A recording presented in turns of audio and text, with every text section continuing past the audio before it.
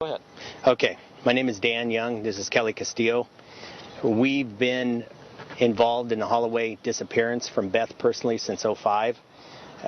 She asked us to come over. Nobody knows of us. We've been over here for the 4th time. The truth has to come out now. What she has said from the beginning isn't so. We have everything to back it up. She knows we're here. She knows that we're going to tell the truth. Finally, once and for all, we've been involved with everybody on this case, everybody we personally know. We have a letter here from her in '05 that Beth has second thoughts about what she wants us to do now in terms of who to call. This is back in December of '05. She does not want us to call Helen Louise right away. She says, Dan and Kelly, let me give you a number to the FBI. Here's my cell phone. We have letter after letter. The timeline that she talked about was very important with Joran and everybody. Beth knows that Natalee was not coming home. Beth talked to Natalee. Natalee was alive weeks later after Joran. Beth knows this. Beth has in her book, and Beth has stated many a times, we have everything that on Nancy Grace and Hannity and Combs, that she arrived at 11 o'clock. In her book, it says she's seen the lights of Aruba. At 11 o'clock, she's seen the lights of Aruba when she came over on May 30th. That's not what time she got here. She got here on May 30th, 4 hours before. How was she able to do that? Because she was tipped off that Natalee was not coming home. The poster, we have the original poster that was given to us from Karen Janssen. We have sat with everybody on this case for years. Nobody knows this. We're nobody. We have spent our time, we have spent our money just to help Aruba, just to help the boys that have been accused of everything that had nothing to do with it. Beth knew and thought that Joran and the Vandersloots were hiding her out due to the sexual abuse at home. She has asked Joran to take a lie detector test. She has asked the Vandersloots to. We're telling Beth right now, because she knows us, and we're sorry to do this, Beth, but you and Jugs have to take a lie detector test. This is not the first time Natalee has left home, and you knew it. And what you have to do is you have to be honest with everybody. You need to do this. You need to pay back Holland for all that money. You need to pay back Aruba for all this money. Aruba's been nothing but very good to us since we've been here. We're not here to be mean to you or anything. The truth has to come out now. You're on Oprah today, and your timeline in the book, we have every document. We have letters. I have a tape-recorded conversation, Beth, and you knew when I tape-recorded you, and you said, I don't care. It was a year and a half ago. I had my cell phone. I put it on speakerphone. And you said, I don't care who was with my daughter last. I just want her dead body. I know she's dead. And when I told you I just recorded you this, you got really, really scared. Julia Renfro heard that recording. Karen Janssen heard that recording. So many people heard that recording.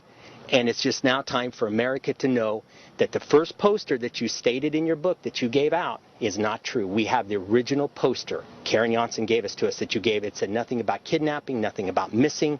You knew. You were around here drinking wine. There's pictures of you. There's everything that nobody in America knows. Everybody has felt so bad for you as the grieving mother. We feel bad for you, too, because this has started a snowball of lies. Edward Cruz was the one that set this up this morning. We said we have to speak the truth. We've flown over again on our dime. We've asked nothing. We have postcards from you asking us to come. We have a postcard stating we will give you the reward if you find the body. The body is not the point right now. It's clearing the boys, Deepak, Satish, and Joran, and the Vandersloots, because this is going to keep rearing its ugly head every time Aruba's going to have this black cloud over their head. We're the only 2 Americans that nobody knows who we are. We're nobody. We got a very good reputation, but we have to speak the truth. This is the first time that anybody's going to hear this. And we tell everybody, prove us wrong, because we have everything to back up what we're saying. Everything. And that's why we're here. Is there any indication that she's dead or alive? She's dead. And her own mother, who is very intuitive, as you say in the book, told us a year and a half ago on the tape, I know my daughter's dead. Daniel, just give me the body. She says, I don't care, quote unquote, who was with my daughter last. Quote unquote. But how can you be sure it's not the boys? Because Natalee came over here. Beth talked to her on the cell phone. Beth talked to her in flight. Her best friend, which is Carol Standifer, I have it, we have it, she told us personally she knew about the sexual abuse between Jugs Twitty and his stepdaughter at home. Her best friend who's traveled over here, and you guys have put her up. So is it fair to say that someone related to the family maybe killed her? No, nobody. She did not want to come home. And they knew, and her friends knew, she was pregnant. She was pregnant. And she was not going to go home. She was not going home to the abuse. She was of age. They chased her to her demise. So you think she ran away or something? She was of age. People were help hiding her. People were help hiding her. She had made arrangements. Beth knew all week that she was not. That's how come Beth came over in daylight. In daylight she came. You know how long your days are on May 30th? She came over. Why did she lie about the timeline? And on the reason that she came over, this is original thing that we have. We're not going to say how we got it. We have an original document. In your book, you said you contacted the embassy. You're driving 120 miles an hour. You knew your daughter was kidnapped. You knew she was missing. You got there at 11 o'clock. Why did you lie from the very beginning and build this foundation on lies? She got here at 7:45. 7:45. How did that happen? She already knew her daughter was not coming home. Why did she send home all those girls and did not keep them here? Why would you do that? We're parents. Why would you do that? You'd say, you keep those girls here, was in a room. No, send them home.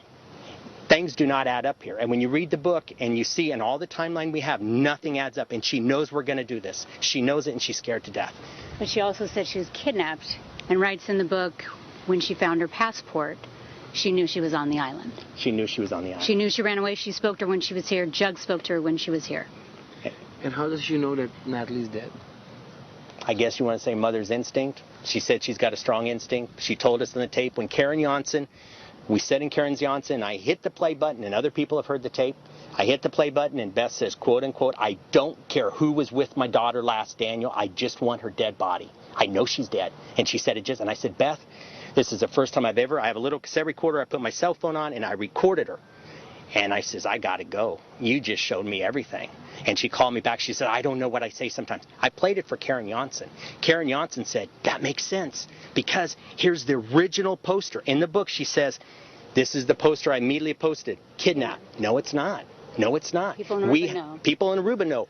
We have the original poster that just says, Natalee, call Big Hooties on the island. Call Big Hootie on the island. We have to talk. Nobody in America knows that. We have it. And who doesn't go to the police? Who doesn't go? You're going to get off the plane. You've called the Washington Embassy. You've driving 120 miles an hour. Your daughter has been kidnapped. You know for a fact she is. You had the signs before.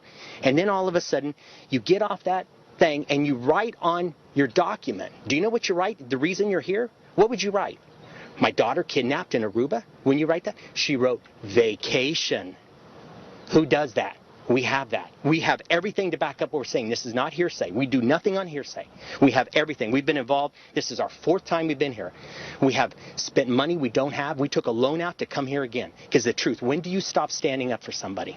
And we know for a fact, those families and those boys, we know for a fact Aruba opened their hearts to her. We know that. We know that. We know they shut the island. They have done everything they could. She has lied from the beginning. She's a movie star. She's an icon. We feel bad for her because it's a snowball that has started. Her best friend, I have a recording, her best friend says, I know about the sexual abuse between Jugs. What best friend would say that unless it was true? And it's Carol Standifer. And is there any indication who's the father of the child that she's pregnant for? Yeah. Yeah. Yeah. And we don't want to say right now. Yeah, we have so much more. This is just, send this all over. But she's sitting on Oprah today, just She's like sitting Oprah on was Oprah, just and we're before by standing- James Fry. Yeah. It's the same thing. That book is a joke. That book is a joke. She's her timeline. If you read the book and the timeline, we have the timeline. And Beth's scared we're going to say And this. it's just not fair anymore. We've contacted FBI, police, everybody. Oh, Nobody's everybody. listened. Nobody, because she's Nobody a movie wants to star. listen because of the grieving mother, but she hasn't been grieving. She's not been grieving. And you can see in that book, no mother acts like, what friend, let's just use common sense logic, okay? Just logic. You're driving 120 miles an hour. What 2 people in the car is going to let a mother whose daughters just let you drive and take my life in your hands? Who's going to do that? What cop in America is going to let you drive 85 miles an hour? That doesn't make sense. None of the stuff. And the thing is it's not that it just doesn't make sense. We have everything